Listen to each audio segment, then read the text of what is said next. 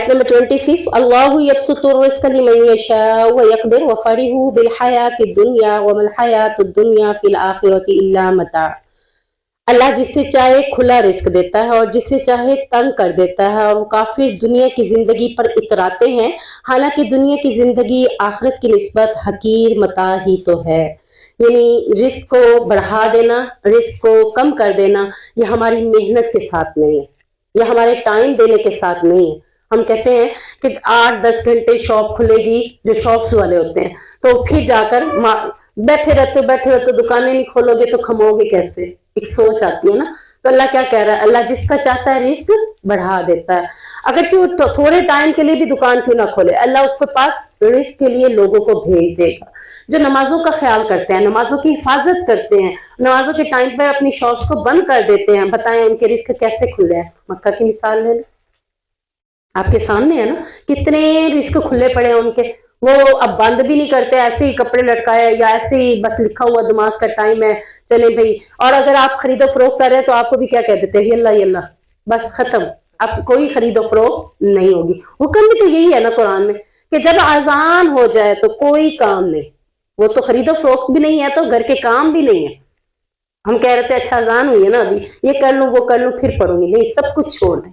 अजान के बाद आपके लिए हुक्म क्या है, जैसे ही अल्लाह अकबर हुई, नबी करीम सल्लल्लाहु अलैहि वसल्लम की हदीस से हमें क्या मिलता है, हजरत आयशा रज़ी अल्लाह तआला अन्हा कहती हैं कि जब हमारे पास नबी करीम सल्लल्लाहु अलैहि वसल्लम हमारे साथ बैठे होते थे, गपशप कर रहे होते थे, गुफ्तगू कर रहे होते थे, यहाँ तक कि अजान होती तो वो ऐसे बन जाते जैसे हमारे लिए अजनबी, और वहां से चल पड़ते थे, कोई बात नहीं करनी। मैंने एक बहुत पहले की बात है, एक आलिम को देखा था, अमल में भी बहुत कम लोग होते हैं ऐसी बातों के ऊपर, तो वो लेक्चर दे रहे थे।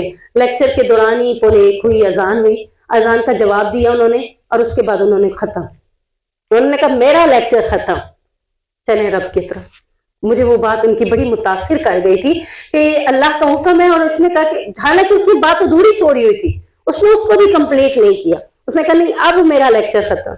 अब क्या है, अल्लाह का हुक्म, अजान आ गई है, हय्या अलल फलाह हय्या अलल फलाह। तो हमें भी अपने घर के कामों को ऐसे ही खैर बात कहने चाहिए कि नहीं अब कुछ भी नहीं, अब सबसे पहले क्या, नमाज इंशाअल्लाह। तो अल्लाह कहता है कि जो नमाजों की हिफाजत करेंगे उन्हीं के रिस्क को अल्लाह बढ़ाएगा ना, जो अल्लाह के दीन की सरबुलंदी के लिए निकलेंगे, अल्लाह उन्हीं के रिस्क को बढ़ाएगा। और तंग कर देगा किसको, जिससे नाराज होगा। अल्लाह जिसको चाहेगा, जिससे नाराज होता है बाज़ औक़ात, उसके भी रिस्क को बढ़ा देता है। क्यों, हमने पीछे पढ़ा है ना, ताकि उसे दुनिया की जिंदगी में मजे लौटने दे और उसे अनकरीब जहन्नुम में झोंक दे। तो माल की फरावानी में दो बातें आप हाईलाइट अपने ज़हन में रखें कि कहीं मेरा रब मुझसे नाराज तो नहीं है, या फिर मेरा रब मुझसे राजी है। अपने अमाल को चेक करें तो खुद ही जवाब मिल जाएगा आपको, आपके ज़मीर से, नफ्से मुतमइन्ना से जवाब मिलेगा कि तुम्हारा रब तुमसे राजी था तो तुम्हें ये माल दिया है, या तुम्हारा रब तुमसे नाराज था तो इसलिए उसने तुम्हें माल दिया है। तो ये नफ्से मुतमइन्ना हमें बता देगा। आगे फरमाया कि काफी दुनिया की जिंदगी पर इतराते हैं, मोमिन के नहीं कहा, मोमिन इतराता है। मैंने जब सहाबा के बारे में पढ़ा कि उस दौर में जब वलीमे होते थे, बारात तो तसव्वुर ही नहीं होता था, निकाह हो गया बिल्कुल सादगी के साथ, 2-4 लोग गए, ये वलीमा कैसे होता था। मैंने उनके वलीमे पढ़े कि इनके वलीमे कैसे होते थे। कहते थे बस वलीमे की दावत करीबी लोगों को दे देते, या बाहर गली में खड़े हो जाते, आओ मेरे घर में वलीमे की दावत चल रही है, आके खाना खा लो। कोई कपड़े नहीं, कोई पहनना नहीं, फट्टे पुराने कपड़ों से साहबा आकर वलीमे खाते थे। हमने ट्रेंड बना लिया ना कि यहाँ पे हमने बनना है, थोड़ी बनाते थे जो दाल घर में बनना है, मतलब वही जिसके पास इस्तात होती थी वो गोश्त भी बनाता था।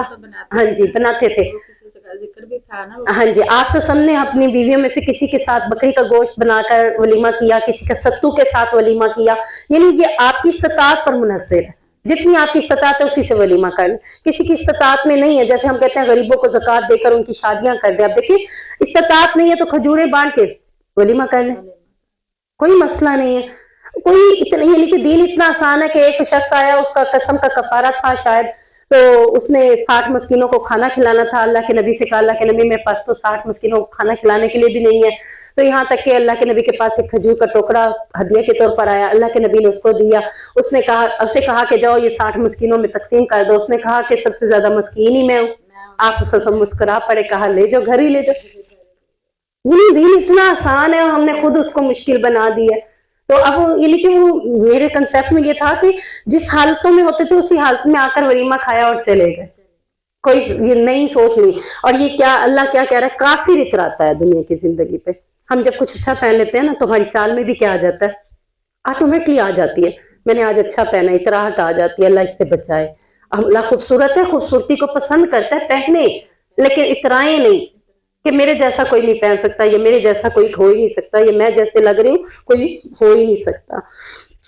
आगे फरमाया कि दुनिया की जिंदगी अल्लाह के नजदीक हकीर मता ही तो है। दो हदीसें मिलती हैं हमें। एक हदीस में आता है कि नबी करीम सल्लल्लाहु अलैहि वसल्लम ने फरमाया कि दुनिया की हैसियत आखिरत के मुकाबले में ऐसी है जैसे समंदर में उंगली डुबोने के बाद समंदर के पानी में कमी कितनी हुई।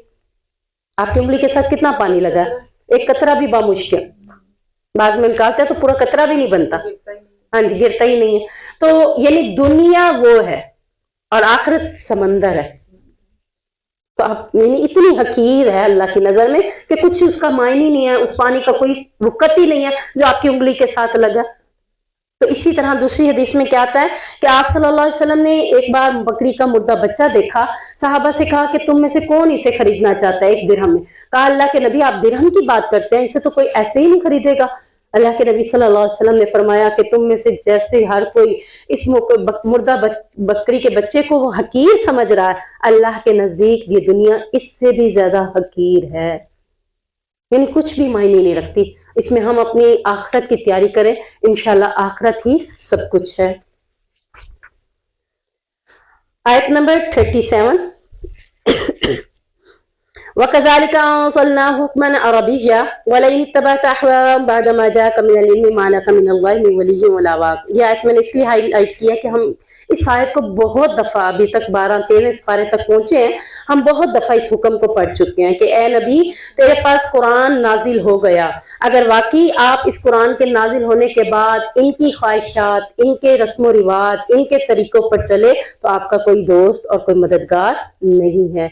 ये एक बार नहीं पढ़ी हमने, अब तक बहुत दफा पढ़ ली। यानी नबी को अल्लाह बार बार सजनश कर रहे हैं कि तेरा मेरे साथ भी दोस्ती वाला मामला होगा न मदद वाला मामला होगा अगर तू इनके तरीके पे चलेगा। और हम, ये कुरान हमारे लिए भी तो है, हमें भी इनके तरीकों से हर मुमकिन सूरत में अपने आप को बचाना है।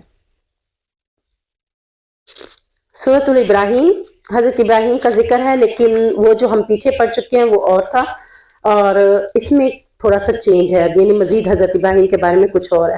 लेकिन उससे पहले हम आयत नंबर 21 देखते हैं।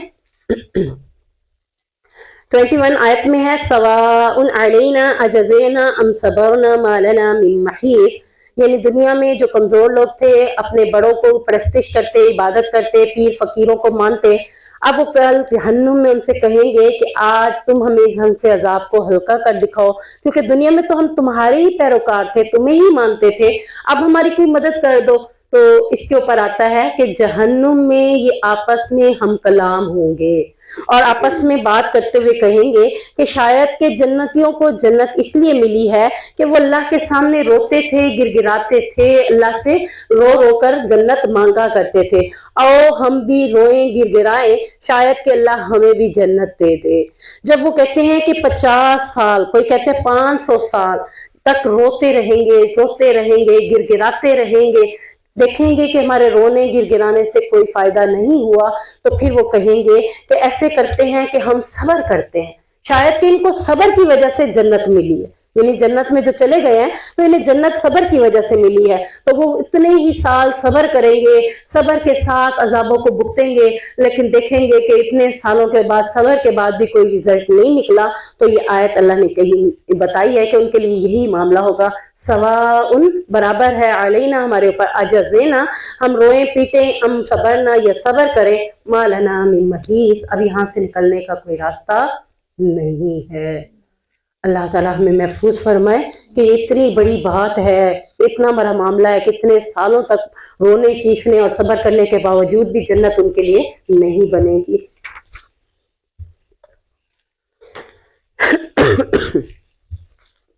आयत नंबर 26 कालिमतिन खबीसतिन, और दूसरी आयत में है अल्लाह रब्बुल इज्जत ने उससे पहली आयत में यानी कि बताया कालिमतन तय्यिबतन 24 और 26 दो यानी कि कलमों की जिक्र किया अल्लाह ताला ने। क्या आपने नहीं देखा कि अल्लाह ने कलमा तैयबा की मिसाल कैसे बयान की है? कलमा तैयबा कहते हैं इस्लाम को, ला इलाहा इल्लल्लाह, ये क्या है? ये कहना इस्लाम में इंसान को दाखिल कर देता है।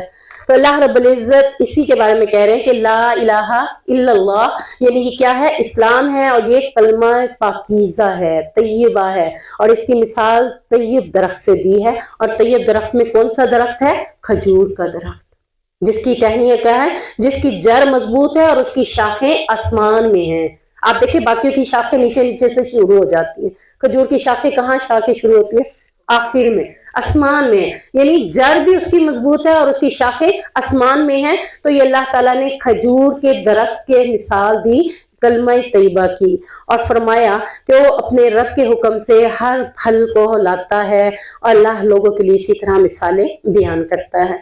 और कलमा तैयबा से मुराद कुफ्र और शिर्क का कलमा, यानी ला इलाहा इल्लल्लाह कहने के बजाय ये कहना कि अल्लाह के सिवा भी कई माबूद हैं, ये भी माबूद है, वो भी माबूद है, इधर भी मांगेंगे, दरबारों पे मांगेंगे, पीरों के पास मांगेंगे, बाजियों के पास जाएंगे, तो ये सारा क्या है? कलमा खबीसा है। इसकी मिसाल देते हुए अल्लाह रब्बुल इज्जत ने फरमाया कि कलमा खबीसा के हवाले से ऐसा है, ये उस दरख्त की सी मिसाल है जो जमीन पर से उखाड़ दिया जाता है, यानी अनग्राइन का दरख्त। ये एक ऐसा दरख्त है जिसकी जड़ मजबूत नहीं है, ऐसे हिलाओ तो ये जड़ समेत उखड़ आता है। यानी इस दरख्त की मिसाल देते हुए फरमाया कि ये जरा से इशारे से ही उखड़ जाती है और इसमें कोई करार की जगह नहीं है। अल्लाह ईमान वालों को कोले साबित से दुनिया की जिंदगी और आखिरत में साबित कदम रखता है।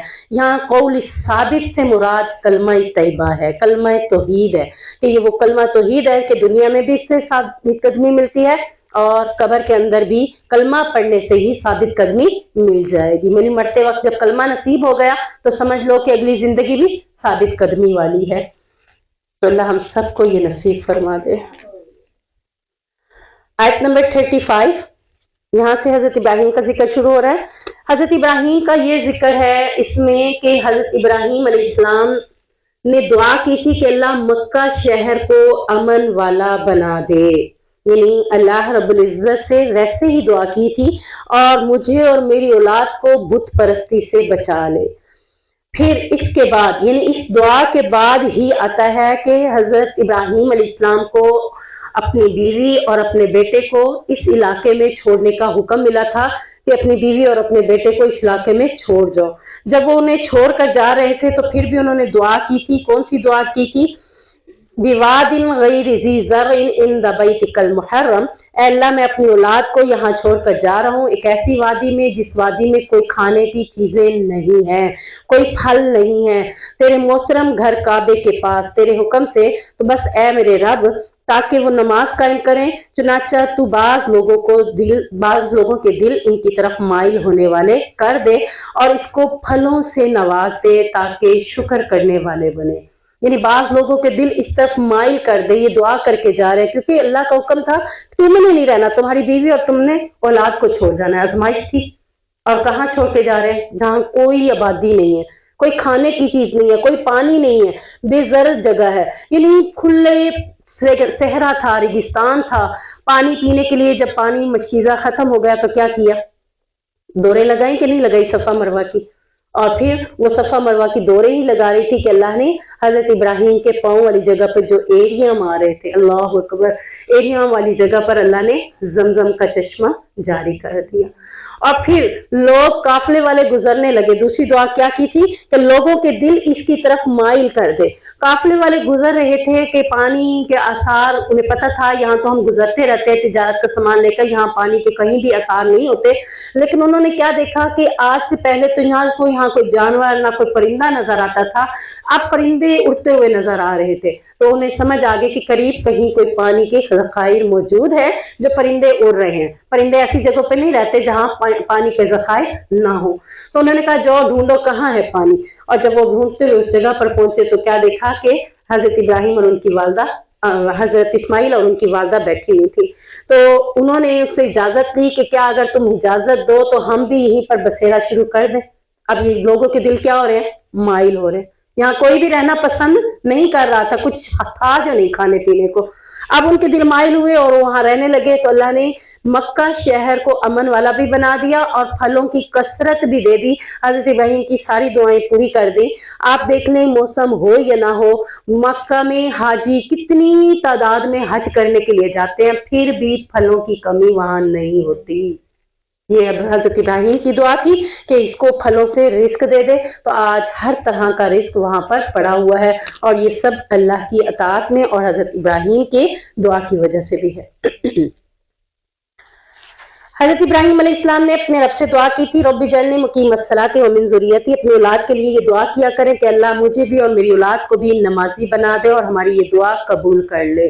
بچوں کو نمازی بنانے کے لیے دعا یاد کر لیں۔ دوسری دعا کیا ہے؟ اپنے والدین کے لیے، ربنا اغفر لی ولوالدی وللمؤمنین یوم یقوم الحساب، اپنے والدین کے لیے دعا ہے اور اپنے لیے کہ اللہ مجھے بھی بخش دے اور میرے والدین کو بھی بخش دے اور ایمان والوں کو بھی بخش دے اس دن کے حساب، جس دن حساب ہو۔